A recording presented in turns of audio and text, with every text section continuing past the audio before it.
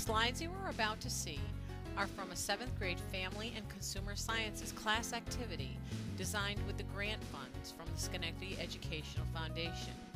You will see elements of literacy development and infusion of multiple curriculums with a focus on community involvement in a number of ways.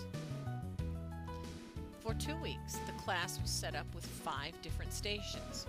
Groups of students rotated to a different station each day. Part of the grant money purchased a number of picture books for students to read and reflect upon.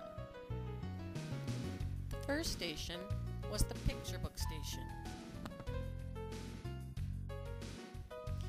These picture books taught the students another way of reading and understanding through pictures. They learned about why quilts are important to so many people and how they carry on memories from generation to generation. They also learned that sewing was and still is an essential life skill.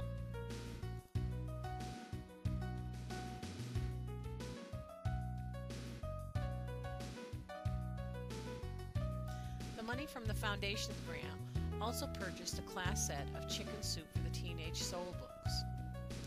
The students really enjoyed these books because they could personally relate to many of the stories in them. The stories are about friendships, families, and issues teenagers feel they can connect to. Math is an important part of creating quilts. One of the stations was a math station. At this station, students were able to practice their math skills.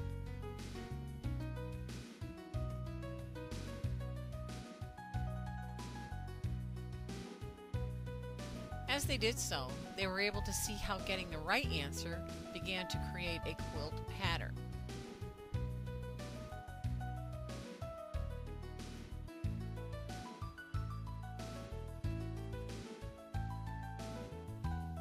Next, students moved on to a station with articles to read and summarize.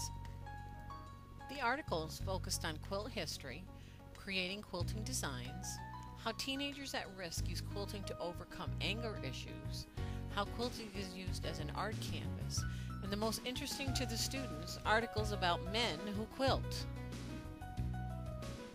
Our literacy coach, Colleen Flower from Central Park and King Schools, made herself available to come to the classes and help students with literacy skills, concepts, and understanding some of the books and articles. The next station was our technology station, where students focused on history of quilt blocks. At this station, students chose an early American quilt block to research its meaning. After learning the significance of quilting to our early American settlers, students created dioramas of what they learned.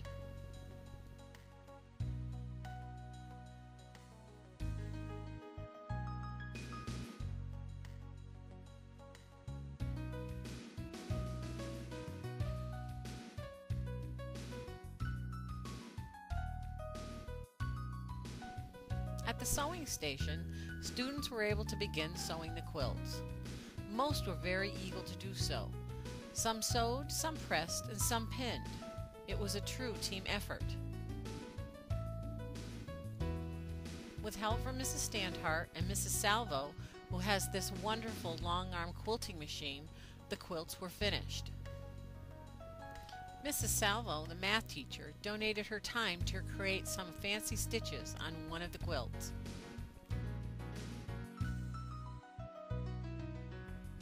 Because of your generosity, the class was able to create 2 quilts, which were sent to Quilts for Kids, an organization which provides quilts to sick children in hospitals across the country.